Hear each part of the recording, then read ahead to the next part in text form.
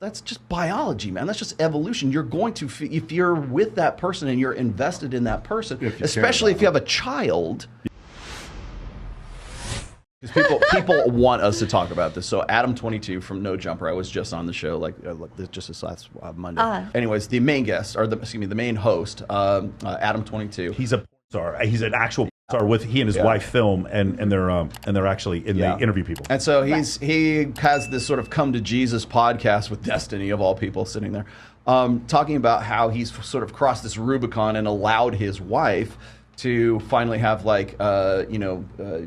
heterosexual sex. I guess she was doing lesbian they're in a sex polygynous relationship where they have had probably over 300 threesomes with other women, and they film it for different stuff. They actually do a talk show where they call Plug Talk, where they interview a girl and then they have sex with her, and it's really funny because there's no transition. They just have sex with her. It's pretty funny. And go. 1, 2, 3, go. So that's an interesting thing. But the thing is, but the question was always, hey, would you be comfortable if Lena, his girl, would you be comfortable if she, his baby's mama, had sex with another man? And she's like, no, I'm not into that. But he was never like, no. He was, to be fair, he was never like, no, this would never happen. I would never do this.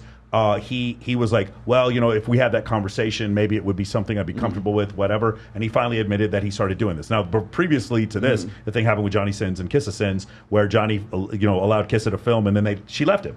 Right? They broke up because of it, and she started dating some other star. Right. So in this type of situation, there's two sides to this. Yeah. The first side is the idea that he had this polygynous relationship and he gave it up, and now she's doing, which is, I think, what the thing. More or less. Well, people were surprised. Well, I'm going to say shocked. I don't think anybody was really shocked by this. But what they were shocked, I think the whole reason anybody's even talking about this right now is because he had a problem now, whereas before he didn't.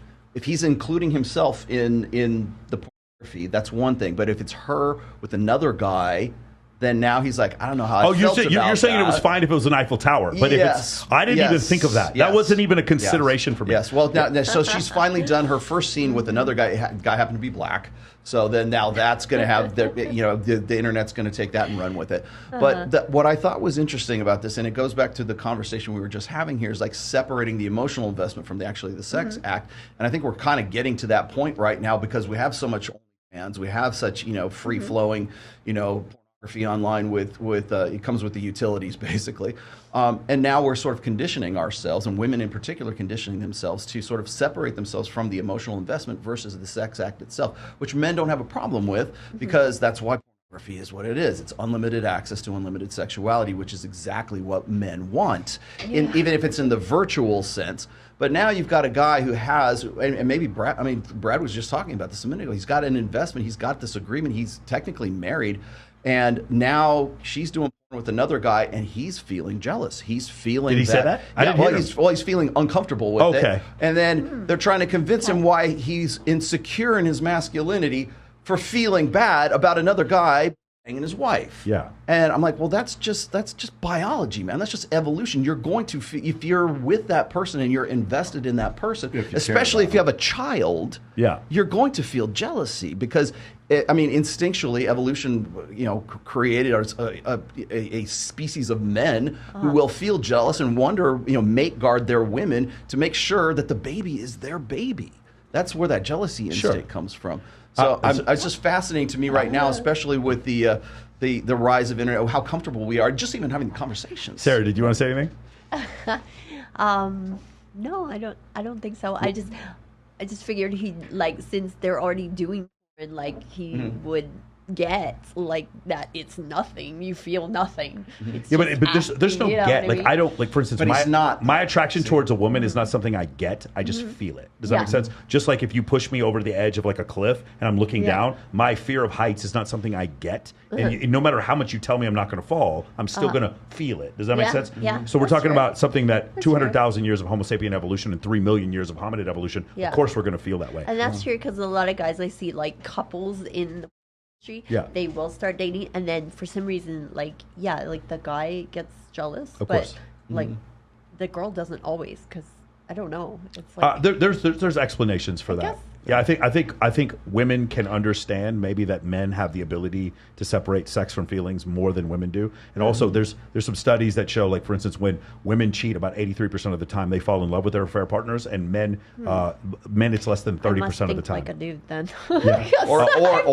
Perhaps you've been sort of like lived a lifestyle that's conditioned you to. You become anesthetized. Half my life, so my brain just for real quick. But when Brad was talking about the cheating situation that was going over here, and you were saying, like, you know, that guy's insecure because he wants to get with some fat that doesn't look as good as this guy because he wants to, I don't know, whatever, climb a different mountain. I'm sure she was a wonderful person. She was just a fat prostitute. Yeah. Well, I'm sure she was with the bald, with the weave, with the bald spot on her head. We're talking about, like, when I hear guys say, "Oh, I'm more secure in my masculinity because I'm cool with another guy banging my wife," that doesn't sound like security to me. That sounds like insecure. In fact, I feel like I'm more secure in my masculinity because I don't want another guy, my wife. So I'm just like, the idea or the terminology, the concept of, like, this guy's insecure. There's nothing wrong with him feeling jealous. It's just weaponized right now. There's nothing wrong with him feeling jealous, is what you're saying. I agree. No, not at all. There's nothing wrong. I'll say one other thing. I'm going to play devil's advocate. I would not have done what Adam did, but I'm going to play devil's advocate. We're talking about him right now. Yeah, They already have one of the top podcasts in the world, and we're talking about him right now. And everyone is going to probably tune into fucking Plug Talk to see what the reaction to the whole thing is. They probably made easily another 2, 3, 5 million off this from their content because of the fact that she did this. So from that standpoint, like, you know, if he's comfortable with it, and they've had, he said, he's like, you know, we've had sex with 300-400 women together, and now she's been with one dude, and that's where they're getting into the talk about the insecurity. Of course, having Destiny there is a whole nother benefit.